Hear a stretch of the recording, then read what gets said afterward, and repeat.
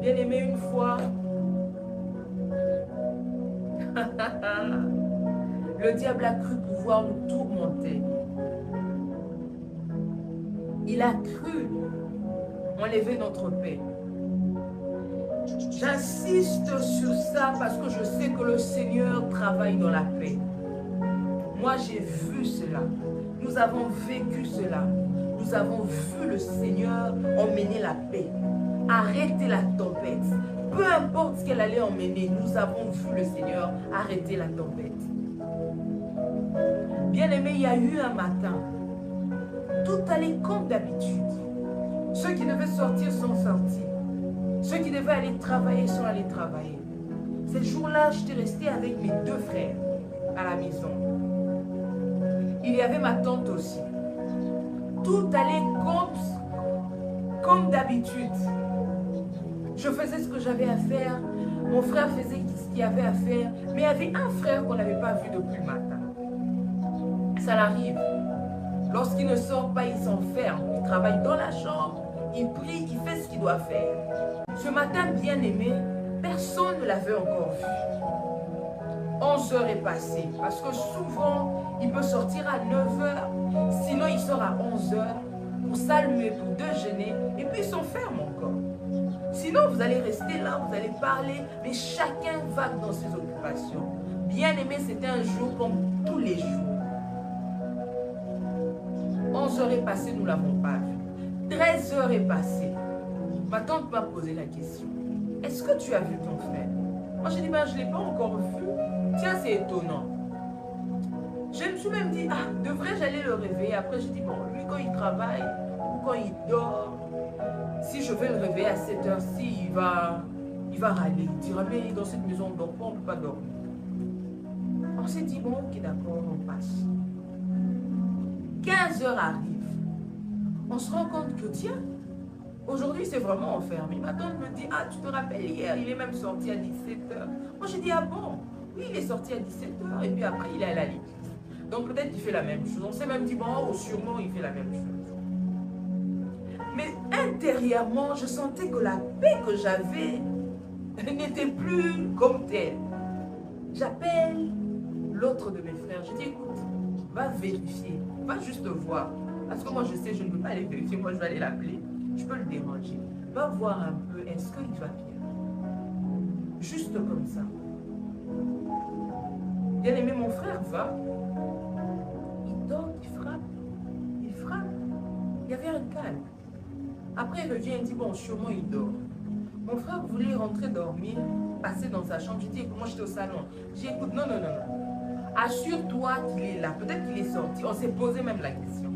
On a appelé la sentinelle. Est-ce que tu l'as vu? Est-ce que tu l'as vu sortir? La sentinelle dit, non, non, depuis le matin, il n'est pas sorti. Sûrement, il est encore là. Je ne l'ai pas vu sortir. Alors, je dis à mon frère, il est sûrement là. Mon frère dit, tiens, ok. Il fait le contour de la maison. Il va dans la fenêtre de sa chambre. Puisque les rideaux étaient quand même assez tirés, il essaie de trafiquer quelque chose, je ne sais pas ce qu'il a fait, mais il arrive à tirer les rideaux juste un tout petit peu. Il le voit endormi. Bien aimé, il y a deux manières de dormir et dormir. Lorsque ça ne va pas, tes yeux te diront que ça ne va pas. Mon frère a vu son frère allongé sur le lit. Il est venu, en train de transpirer. Il me dit, Ketia, viens un peu checker. Je n'ai pas aimé la manière dont je suis en train de dormir. Moi, j'ai dit, tu l'as appelé. Il a dit non. J'ai dit, va l'appeler. Il va l'appeler, il va crier son nom. Ce frère, mon frère ne se réveille pas. Il revient. Lorsque mon frère revient, il y a eu un instant où je sentais la panique entrer et la paix quitter. Gloire soit rendue à l'Éternel, le Saint-Esprit qui était là ce jour-là. Il me lève, il me fait relever, je me lève. Du coup, promptement, je me suis levée. Et je suis entrée dans la chambre. J'ai dit à mon frère, réveillez-le. Ma tante qui sortait en panique, qu'est-ce qui se passe? J'ai expliqué la situation. J'ai dit, allez les réveiller. Je ne voulais pas perdre ma foi parce que je savais que ça ne pouvait pas finir comme ça. Le diable, c'est un menteur. Ce n'est pas tout ce qui te présente qui est réel. Il y a des choses qui ne sont même pas pour toi. Ce jour-là, ce n'était pas pour nous. Cette situation-là ne nous appartenait pas. J'ai senti en un instant une soudaine paix envahir mon cœur et directement j'ai commencé à déclarer, bien. Je pense qu'il était aux alentours de 16 heures, moi. Je suis entrée dans la chambre et j'ai commencé à parler. J'ai dit, Seigneur, sur ce frère-là, moi j'ai entendu les choses que tu as dit, mais je ne les ai pas encore vues. Ça ne terminera pas comme ça. Mon frère a dû casser la porte.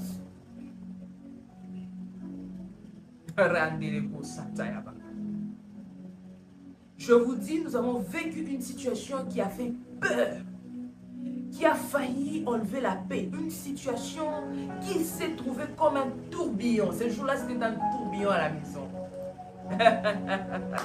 Mais gloire soit rendue au Seigneur. Le Saint-Esprit nous a dit quoi faire.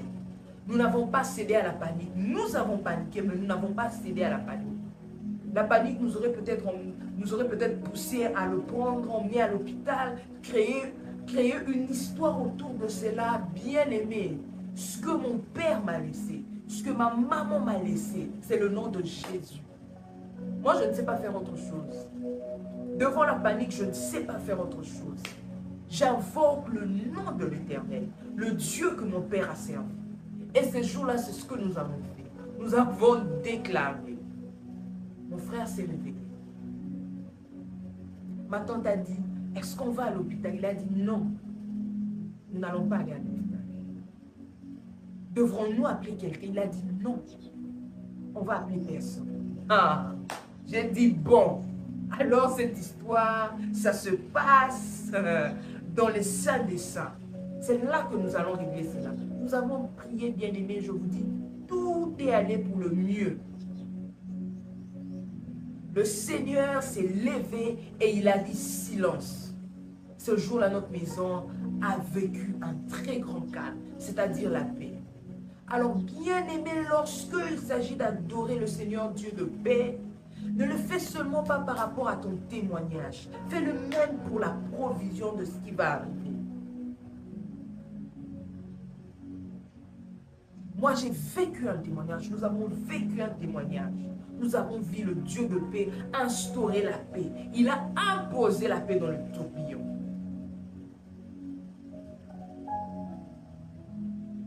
Bien-aimé, ne te sens pas obligé de savoir pourquoi tu dois adorer le Dieu de paix. Il est la paix, il marche avec la paix. Fais-le même quand tu as peur. J'ai invoqué le Seigneur Dieu de paix. Ce jour-là, j'ai dit, Seigneur, cette situation ne nous appartient pas. Que la paix. Et ce passage m'est venu en tête. J'ai dit, Seigneur, avec tes disciples, tu as regardé la tempête, tu as dit silence. Tu as dit à la mer, tais-toi. Et le Seigneur a fait la même chose encore. Regardez-moi ça. Oui. Parce que quand la Bible dit, il est le même hier, aujourd'hui, éternellement. C'est-à-dire, il ne change pas. Puisqu'il a eu instauré la paix ce jour-là dans la barque, dans notre maison, il avait instauré aussi la paix. Et dans ta vie aujourd'hui, il va instaurer la paix. Parce qu'il ne change pas. Alléluia. Bien-aimé, j'ai partagé cette chose parce que je veux que nous sachions que le Seigneur réellement donne la paix. Il donne la paix. Et il préserve aussi la paix. Il est shalom. Alléluia. Alléluia. Alléluia. Rayakana kimya, apisaka kimya abatelaka kimya, trompe. Ayakana kimya, apisaka kimya Abattez la kakimia. Sois en paix, sois en paix. Que le Seigneur nous bénisse. Alléluia. Oh, le Dieu de paix soit béni. Le Dieu de paix soit béni. Randeleko Satsakaya. Sois béni, sois béni, sois béni. Dans nos vies, il y a la paix. Dans cette nation, il instaure la paix. Dans ta vie, dans la vie de tes enfants, dans ton foyer, dans ton ministère, dans ton mariage, le Seigneur instaure la paix. Randeleko Sa.